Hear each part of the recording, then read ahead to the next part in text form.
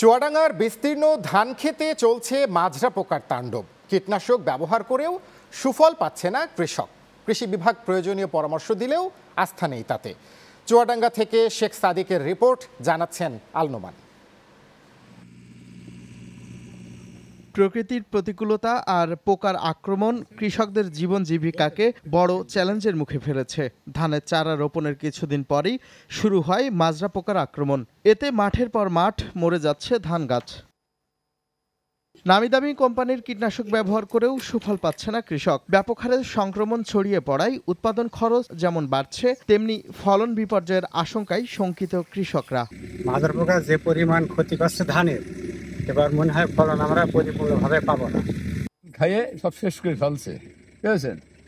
আমাদের একটু পরামর্শ দেন কৃষি অফিস দিয়ে, আমরা ধানটা ভালো ট্রিটমেন্ট করতে পারি। কয়েক হাজার বিঘা জমি মাজরা পোকা খাইয়ে সব শেষ করে দিচ্ছে। আমাদের মনে হয় এবার আর ধান মাঠে হবে না।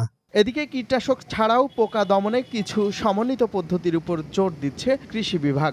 কৃষকভাইদেরকে আমরা পরামর্শ দিয়ে যাচ্ছি। অনেক সময় আমরা লাইট ট্র্যাপ করছি, লাইট ট্র্যাপের মাধ্যমে পোকা নির্ণয় করে যে পোকার আক্রমণ বেশি সেই পোকার ক্ষেত্রেই কিন্তু আমরা এই পরামর্শ দিচ্ছি। কৃষক ভাইরা এই ব্যাপারে সচেতন থাকবেন। জেলায় ৩৬,৭৩০ হেক্টর জমিতে এবার রোপা আমনের আবাদ হয়েছে। পোকার আক্রমণ রোধ করা না গেলে সীমাহীন লোকসানের মুখে পড়বে এই অঞ্চলের কৃষকেরা। Alnoman, news desk.